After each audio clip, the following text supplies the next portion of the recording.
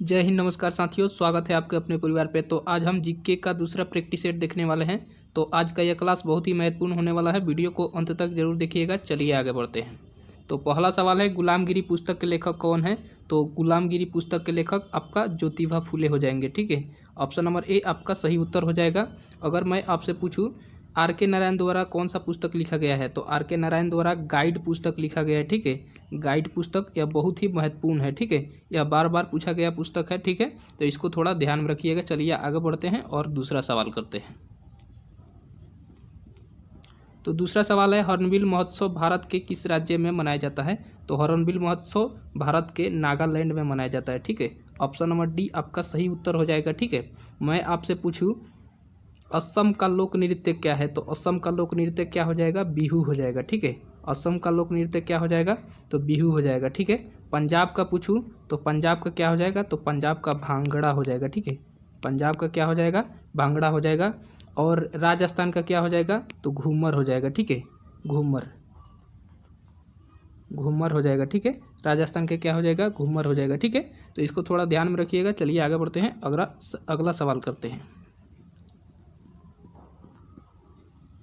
तो अगला सवाल है, राष्ट्रीय युवा दिवस कब मनाया जाता है? तो राष्ट्रीय युवा दिवस 12 जनवरी को मनाया जाता है। तो ऑप्शन नंबर ए आपका सही उत्तर हो जाएगा। ठीक है, 15 जनवरी को क्या मनाया जाता है? तो भारतीय थल सेना दिवस मनाया जाता है। ठीक है, 15 जनवरी को थल सेना दिवस, ठीक है, थल सेना दिवस मनाया जाता है। ठीक है, थल सेना दिवस मनाया जाता है। तो आपसे पूछे राष्ट्रीय युवा दिवस तो 12 जनवरी, थल सेना दिवस तो 15 जनवरी। ठीक है, तो चलिए आगे बढ़ते हैं, अगला सवाल करते हैं। तो अगला सवाल है, उस्ताद जाकिर हुसैन किस वाद्य यंत्र से संबंधित है? तो इसका सही उत्तर क्या हो जाएगा?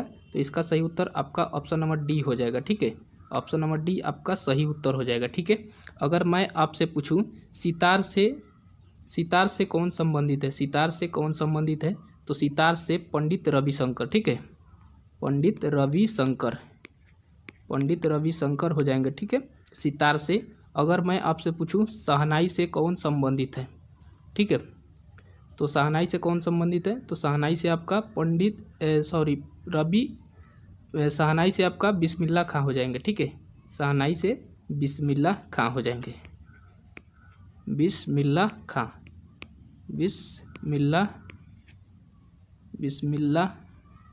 हो जाएंगे। ठीक है,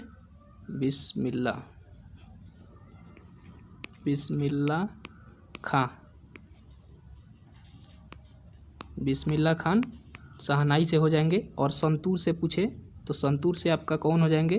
तो संतूर से शिव कुमार शर्मा हो जाएंगे। ठीक है, शिव कुमार शर्मा।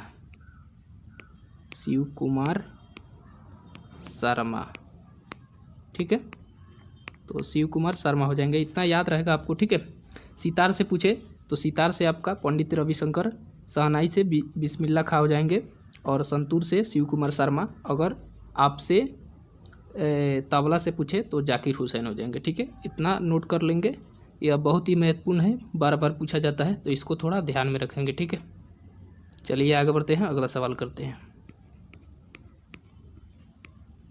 अगला सवाल है, गांधी जी ने दांडी मार्च कहाँ से प्रारंभ की? तो गांधी जी ने दांडी मार्च साबरमती आश्रम से प्रारंभ की। ठीक है, ऑप्शन नंबर ए आपका सही उत्तर हो जाएगा। आगे बढ़ते हैं, अगला सवाल करते हैं। क्वेश्चन नंबर 6 है, कथकली नृत्य किस राज्य से संबंधित है? तो कथकली कहाँ का हो जाएगा? तो कथकली आपका केरल के हो जाएगा। ठीक है, ऑप्शन नंबर बी सही उत्तर हो जाएगा। ठीक है, ऑप्शन नंबर बी आपका सही उत्तर हो जाएगा। अगर मैं आपसे पूछूं आंध्र प्रदेश का शास्त्रीय नृत्य क्या है? तो आंध्र प्रदेश के कुचिपुड़ी हो जाएगा। ठीक है, कुचिपुड़ी आंध्र प्रदेश का हो जाएगा। उत्तर प्रदेश का क्या हो जाएगा? तो उत्तर प्रदेश का शास्त्रीय नृत्य कथक हो जाएगा। ठीक है, कथक उत्तर प्रदेश का हो जाएगा। और तमिलनाडु का भरतनाट्यम हो जाएगा। ठीक है,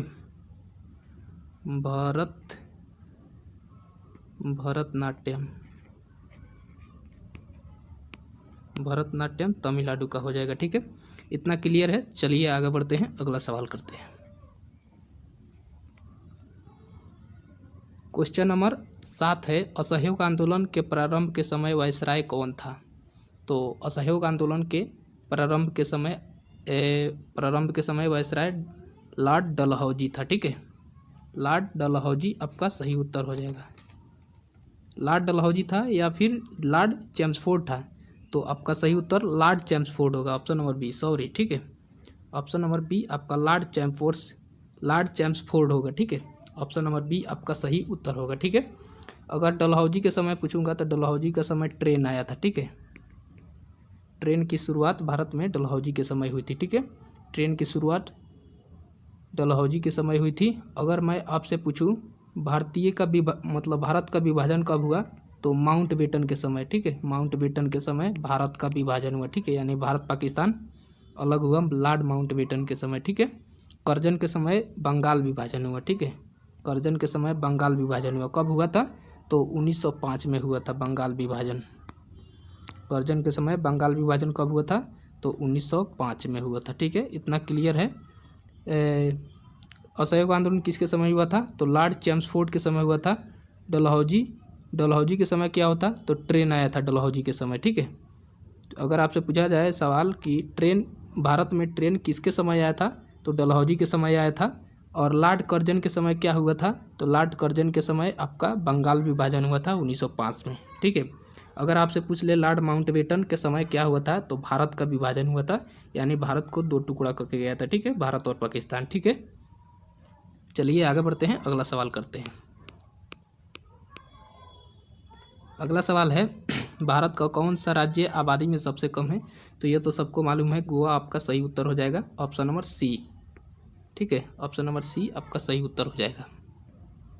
आगे बढ़ते हैं, क्वेश्चन नंबर 9 करते हैं। तो क्वेश्चन नंबर 9 है, प्रसिद्ध कामाख्या मंदिर किस राज्य में स्थित है? तो प्रसिद्ध कामाख्या मंदिर आपका प्रसिद्ध कामाख्या मंदिर आपका असम में स्थित है, ऑप्शन नंबर ए आपका सही उत्तर हो जाएगा। ठीक है, आगे बढ़ते हैं, अगला सवाल करते हैं।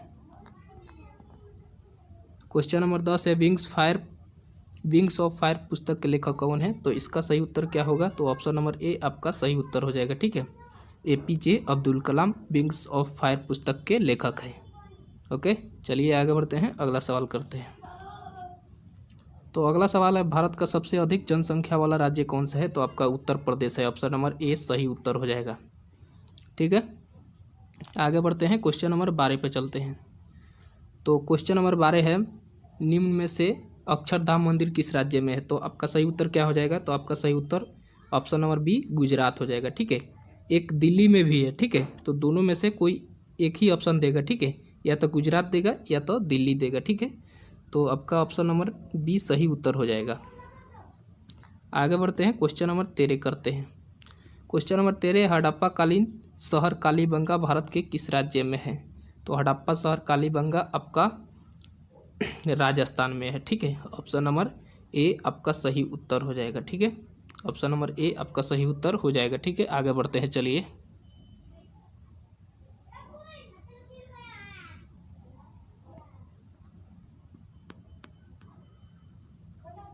अगला सवाल है, निम्नलिखित में से वल्लभ भाई पटेल को सरदार की उपाधि किसने दी? तो इसका सही उत्तर ऑप्शन नंबर डी हो जाएगा। ठीक है, ऑप्शन नंबर डी, बरडोली की महिलाएं ने सरदार पटेल को वल्लभ भाई पटेल की उपाधि दी। ठीक है, यानी सरदार की उपाधि दी। ठीक है, आगे बढ़ते हैं, अगला सवाल करते हैं और आज का लास्ट सवाल करते हैं।